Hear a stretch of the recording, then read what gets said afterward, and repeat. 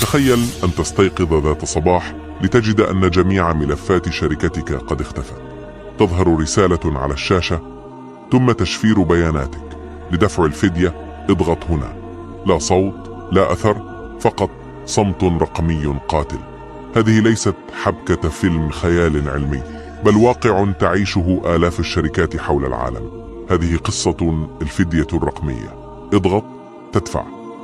هجمات الفدية الرقمية هي نوع من الجرائم الإلكترونية، حيث يقوم المهاجمون بتشفير بيانات الضحية، ثم يطلبون فدية مالية مقابل فك التشفير.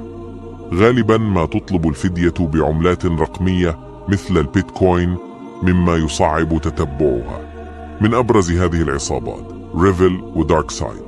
ريفل، المعروفة أيضا باسم سودينو كيبي، هي مجموعة قرصنة إلكترونية ظهرت في عام 2019.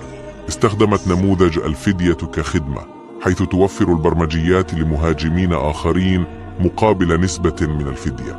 في يوليو 2021 نفذت هجوما واسع النطاق على شركة كاسيا، مما أثر على أكثر من 1500 شركة. طالبت بفدية قدرها 70 مليون دولار. دارك سايد هي مجموعة قرصنة إلكترونية ظهرت في أغسطس عام 2020. في مايو عام 2021 نفذت هجوما على شركة كولونيال بايبلاين، مما أدى إلى تعطيل إمدادات الوقود على الساحل الشرقي للولايات المتحدة. دفعت الشركة فدية قدرها 4.4 مليون دولار لاستعادة بياناتها.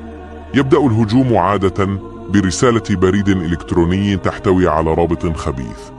بمجرد النقر عليه يتم تثبيت برنامج الفدية على النظام. يقوم البرنامج بتشفير البيانات، ثم تظهر رسالة تطالب بدفع فدية لفك التشفير. في عالم تدار فيه الحروب من خلف الشاشات وتسرق فيه الثروات بضغطة زر، أصبحت العصابات الإلكترونية كريفل ودارك سايد تعيد تعريف مفهوم الجريمة. لم يعد اللصوص بحاجة إلى أقنعة أو أسلحة، يكفيهم بريد إلكتروني خبيث وخطة محكمة لشل مؤسسات بأكملها.